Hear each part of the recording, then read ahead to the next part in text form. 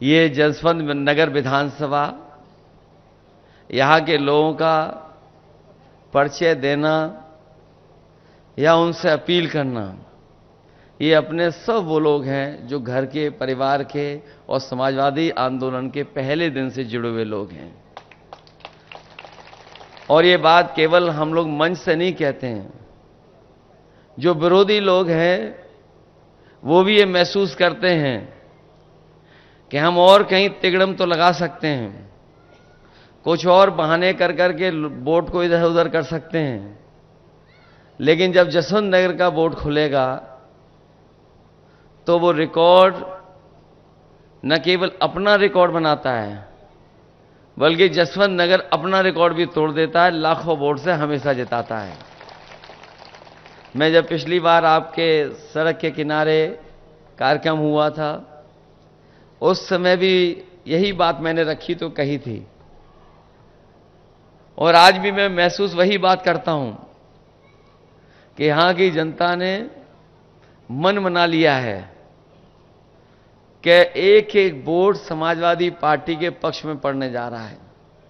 और ये जिम्मेदारी अब आपकी और बढ़ जाती है, क्योंकि पिछली बार तो चाचा यहां थे, लगातार संपर्क कर रहे थे। अभी आपने मुख्यमंत्री जी का तो सुन ही लिया आपने।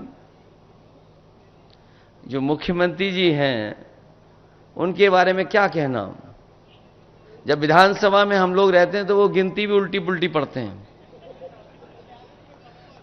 एक बार कोई सवाल को लेकर के वो खड़े हो गए और जाने कहां से वो अखबार लेकर के आए और उस अखबार की खबर के माध्यम से कहने लगे कि 46 में 56 भर्ती हो गए थे एसडीएम। और उस दिन से लेकर के आज तक हम लोग कई जगह पर कई माध्यम से पूछते रहेंगे, भाई वो कम से कम 46 से 56 वाली सूची तो दे दो।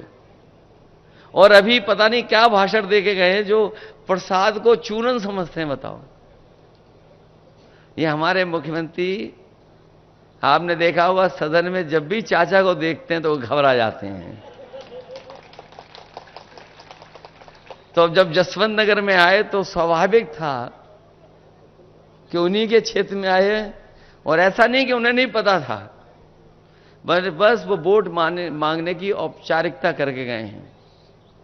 उनकी जो एजेंसी के लोग हैं या जो हमारे आपके आसपास खाकी वर्दी के लोग खड़े हैं और एक आध और भी कहीं छिप के खड़े होंगे जो भाषण नोट कर रहे होंगे, वो खुद सूचना दे देते हैं कि ये लाखों लाख वोट से आप जसवंत नगर से हारने जा रहे हो।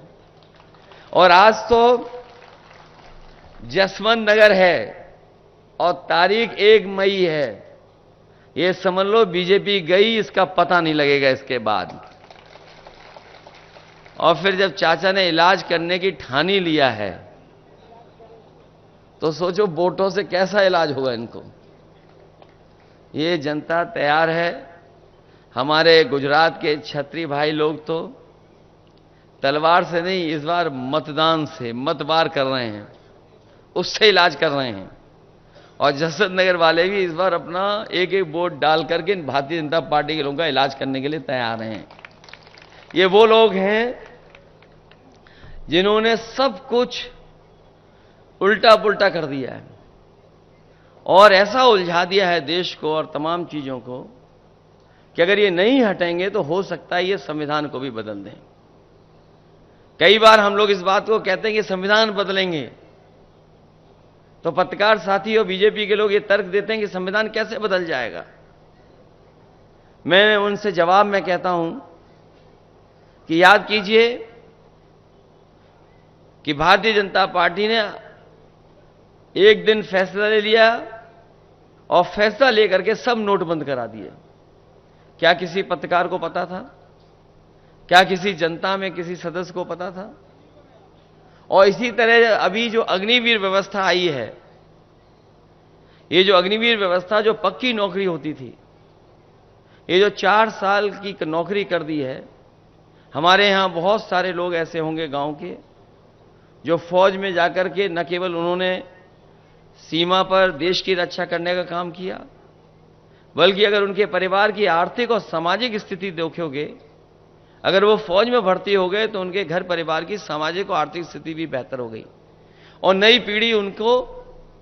पीढ़ी को अच्छा पढ़ने का भी मौका मिल गया। जब ये जानकारी बीजेपी को हो गई कि गांव के बच्चों की जो पढ़ाई लिखाई वो बेहतर हो गई, फौज में जो लोग भर्ती हो जाते हैं उनका सामाजिक आर्थिक रूप से वो मजबूत हो जाते हैं, तो उन्होंने ये फैसला लिया कि अब पक्की नौकरी नहीं, अग्निवीर के माध्यम से ही नौकरी मिलेगी। हम अपने तमाम नौजवानों को कहना चाहते हैं इस मौके पर कि समाजवादी सरकार और इंडिया गठबंधन की सरकार आएगी, ये जो आधी अधूरी 4 साल की नौकरी दी है खत्म हो जाएगी और जो पहले व्यवस्था थी कि नौकरी पूरी मिलती थी और पेंशन और सुविधाएं मिलती थी, वही इंतजाम करने का काम करेंगे।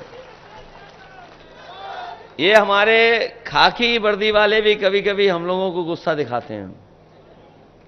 ये लोग भी जान लें, बीजेपी वाले आ गए तो 4 साल की नहीं, इनकी 3 साल की नौकरी हो जाएगी और बाद में ये हम लोगों के संगी घूमेंगे। और ये हो सकता है, ये पूछे कैसे हो सकता है? भाई अग्निवीर की हो गई तो तुम्हारी भी हो जाएगी। और सरकारी विभाग देख लो, बताओ आउटसोर्स में है नौकरी में कि नहीं है?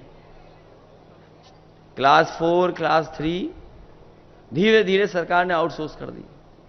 न केवल नौकरियां सरकारी विभाग में आउटसोर्स की हैं, बहुत से विभागों को आउटसोर्स कर दिया।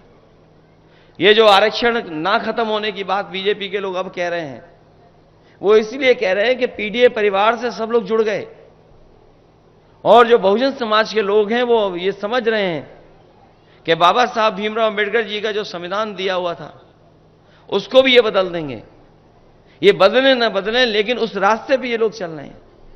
सोचिए आप, अगर विभाग में प्राइवेट हो जाएगा तो क्या आरक्षण लागू होगा क्या उसमें? ये जो हवाई जहाज वाला विभाग था जिसमें लगभग 1 लाख लोगों को नौकरी मिलती थी, ये कुछ वर्षों से प्राइवेट कर दिया गया है। अब बताओ, प्राइवेट में जाने के बाद क्या आरक्षण मिल रहा है किसी को? इसी तरह और विभाग हैं, बीएसएनएल है, ये सरकारी विभाग, टेलीफोन वाले थे, ये सब प्राइवेट हो गए। ये पानी के जहाज जिस विभाग से चलते थे वो प्राइवेट हो गया। बीमा कंपनियां प्राइवेट होने जा रही हैं, बैंकें प्राइवेट होने जा रही हैं।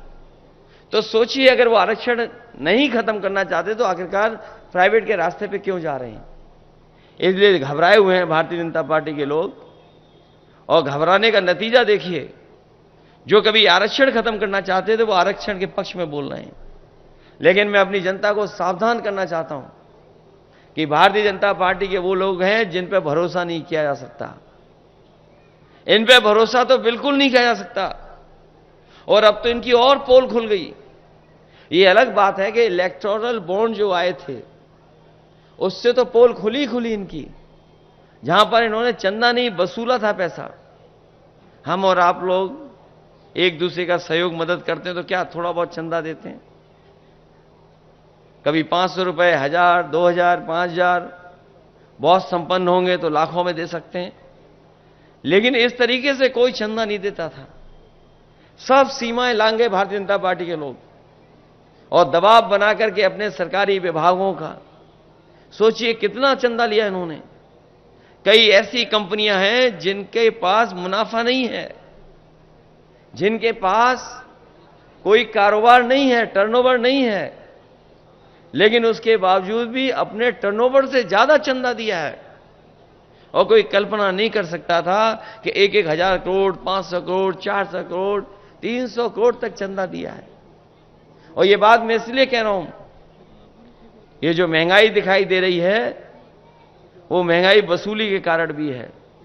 जो कंपनी, जो उद्योगपति अगर चंदा और वसूली के नाम पर पैसा दे देंगे सरकार को, तो बताओ मुनाफा कमाएंगे कि नहीं कमाएंगे? ये मुनाफे की वजह से महंगाई है। और आपने तो अपने बीच देखा है, जैसे हमने और आपने पुराने लोगों ने बाजार में पार्ले जी का बिस्किट पैकेट देखा होगा। पहले कितना बड़ा पैकेट आता था, पहले इतना बड़ा पैकेट था। जैसे जैसे महंगाई बढ़ी और कंपनी को मुनाफा कमाने के लिए फैसला लेना पड़ा तो पैकेट छोटा होता चला गया। अब बताओ पैकेट कितने का मिलता है? अब 5 बिस्किट का पैकेट हो गया। पहले इतना बड़ा था, अब इतना बड़ा हो गया, और ये सरकार में आ गए तो हो सकता है एक बिस्किट का ही पैकेट बना देंगे लोग। और आपने तो खुद देखा है, बताओ बोरी से कितनी खाद चोरी हो गई। पहले 5 किलो, और फिर अब कितनी और चली गई, 5 किलो और चली गई। ये सरकार में आ गए तो और 5 किलो चली जाएगी। बाद में आपको हो सकता है खाद पाउच में लानी पड़े। ये स्थिति पैदा कर दी इन्होंने। और जिसको लेकर के ये बहुत प्रचार करते थे, अब वो बात खुल गई। फिर ये लोग हमें और आपको सबको वैक्सीन लगवा रहे थे, और जबरदस्ती वैक्सीन लगवा रहे थे। हमें लगता बहुत कम लोग होंगे जो हमारे जैसा फैसला लिए होंगे कि वैक्सीन नहीं लगवाएंगे। हमारे जैसे कम ही बचे होंगे। तुम्हें तो डॉक्टर ने मना की होगी। तो एक तो हमने नहीं लगवाई। अब तो बात खुल गई ना। और सोचिए कंपनी को क्या कहना पड़ गया। कंपनी ने खुद हाई कोर्ट में कहा कि हां, इस वैक्सीन के बाद लोगों का हार्ट अटैक या हार्ट संबंधी बीमारियां बढ़ी हैं। अब सोचिए जिनके घर में सर्टिफिकेट होंगे, जो वैक्सीन के सर्टिफिकेट आप लोगों ने रखे हुए हैं, उसको देख करके आप वोट किसको डालोगे? आप बताओ। जब सर्टिफिकेट दिखाई देगा तो कोई भी भारतीय जनता पार्टी को वोट नहीं दे सकता। अलग तरह की चिंता डाल दी मन में कि पता नहीं कल क्या हो जाएगा। तभी तो क्या कहते थे कि अफसर ढूंढना चाहिए, कोई नारा दिया था उस समय उन्होंने। तो सोचिए क्या अफसर ढूंढा उन्होंने कि वैक्सीन वालों से भी इन्होंने चंदा वसूल लिया। इसलिए बहुत से ऐसे सवाल हैं जिसका जवाब भारतीय जनता पार्टी के पास नहीं है। लेकिन सबसे बड़ा सवाल जनता के बीच में यही है कि ये संविधान बदल देंगे, और संविधान बदलने के बाद हमारे अब के अधिकार छिन जाएंगे। हमें आपको जो सम्मान मिलता है वो भी ये छीनना चाहते हैं। और सच्चाई तो ये है कि बाबा साहब भीमराव अंबेडकर जी का दिया और संविधान ही हमारी संजीवनी है, जो हमें आगे बढ़ने का मौका देता है। यही संविधान हमें अधिकार देता है एक वोट का। और ये अगर संविधान बदल दिया तो हो सकता है भारतीय जनता पार्टी के लोग हमें और आपको जो वोट देने का अधिकार है वो भी छीन लें। इसलिए जहां मतदान के लिए आप जाएंगे वहीं सावधान रहेंगे, और सावधान रह करके अपने बूथ की रक्षा करने का काम करना। क्योंकि इस समय चाचा यहां ज्यादा समय नहीं दे पा रहे हैं, उन्हें भी चुनाव लड़ना पड़ रहा है और लड़ाना पड़ रहा है। तो उनकी भी इच्छा हम लोगों ने पूरी की है। तो कम से कम 1 लाख से ज्यादा का जिताने का काम करना है, क्योंकि यहां की विधानसभा जिता सकती है। और कोई वर्ग ऐसा नहीं है जो वोट ना देना चाहता हो आपको और हमको। अगर थोड़ा बहुत हम लोग उनसे बातचीत कर लें, बैठ जाएं और उनको समझा ले जाएं, तो मैं समझता हूं हर वर्ग के लोग आपके साथ इस बार मतदान देने के लिए तैयार हैं। वो खुद महसूस कर रहे हैं महंगाई, बेरोजगारी और तमाम चीजें, क्योंकि इतनी महंगाई कभी नहीं हुई जितनी सरकार में हो गई। जब आज हम और आप लोग 1 मई को है, ये हमारे मजदूर भाई जानते होंगे, आज का दिन पूरी दुनिया में याद करता है मजदूरों को, तमाम उन लोगों को याद करता है जिनका योगदान है काम कर करके समाज और देश को आगे बढ़ाने के लिए।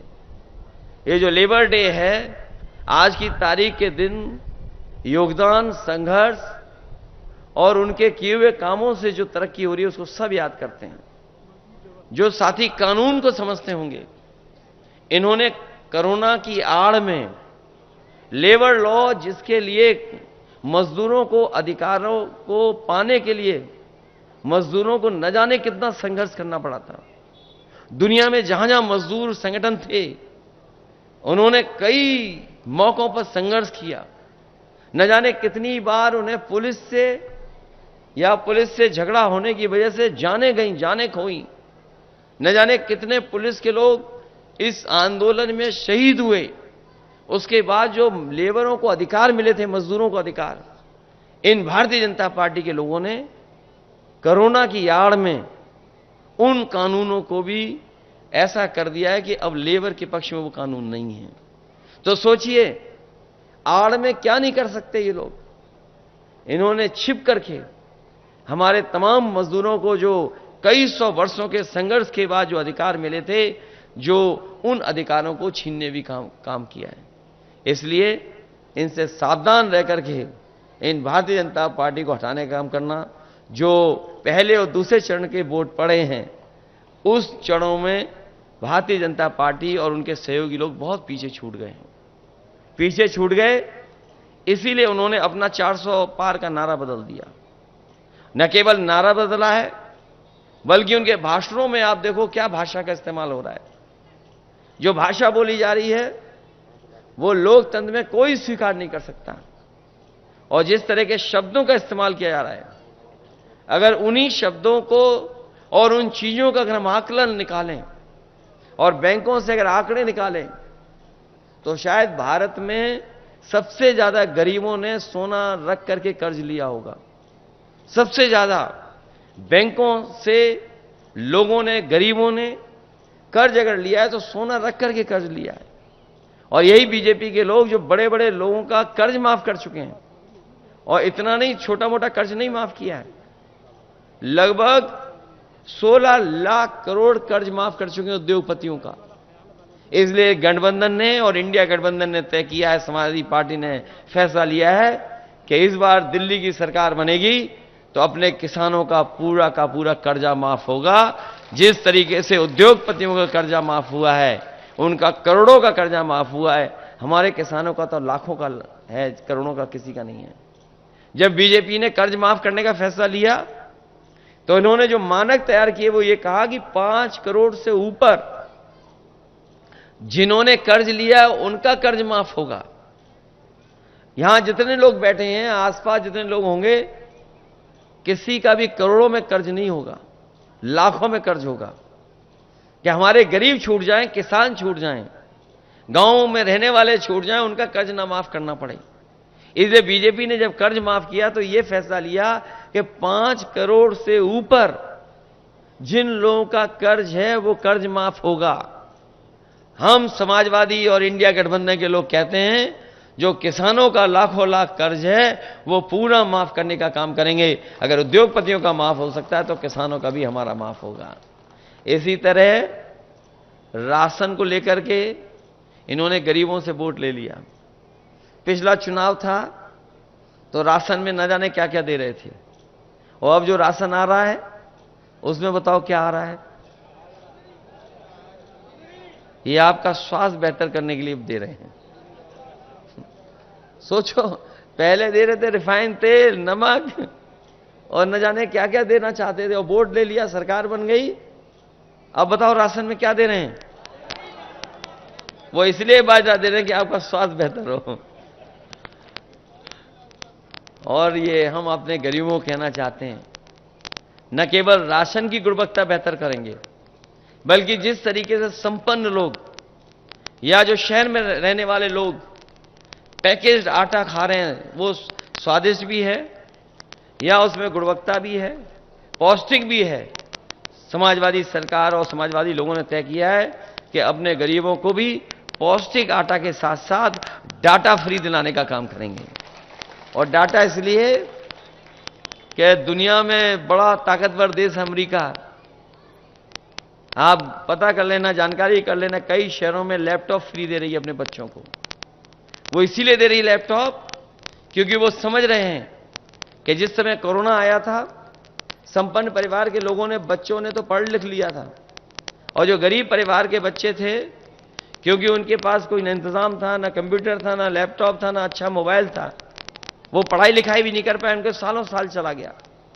लेकिन जो संपन्न परिवार के लोग थे, जिन पे मोबाइल था, लैपटॉप था, कंप्यूटर था, वो ऑनलाइन पढ़ाई कर सकते थे।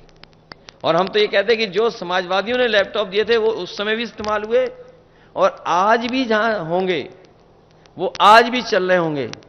और जब कभी भी ऑन करते होंगे तो उसमें नेताजी और हम ही लोग दिखाई देते होंगे। उसकी भी नकल कर ली हमारी इस सरकार ने। हम लोगों ने इतना बड़ा दिया था लैपटॉप, इनने इतना कर दिया उसको, और उसमें उंगली घुसते रहो तो वो चले नहीं चले पता नहीं।